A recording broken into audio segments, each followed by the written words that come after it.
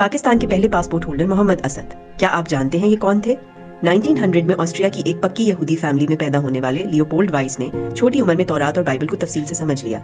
Journalist के तौर पर अरब ममालिक में बद्दू कबीलों के साथ रहे, उनकी सादगी से इंस्पायर हुए, इस्लाम को पढ़ा, क्लासिकल अरबिक सीखी और 26 साल की उम्र में मुसलमान हो गए। इनकी ऑटोबायोग्राफी रोड टू मक्का ने लातादाद लोगों को इस्लाम तक आने में मदद दी। 1930s में इनकी दोस्ती अल्लामा इकबाल से हुई, जिन्होंने इन्हें कन्विंस किया कि ये इस्लाम और पाकिस्तान के लिए अपना हिस्सा डालें। तो मोहम्मद असद श्रीनगर शिफ्ट हो गए और सही बुखारी शरीफ का इंग्लिश तर्जुमा करना शुरू किया। पाकिस्तान बनने के बाद हमारी पहली कॉन्स्टिट्यूशन ड्राफ्ट करने में मदद दी। मोहम्मद असद शुरू से ज़ायनिज़्म के शदीद खिलाफ और फलस्तीनियों के बड़े हामी थे, इसलिए इनकी राइटिंग्स आज भी बहुत रेलेवेंट है।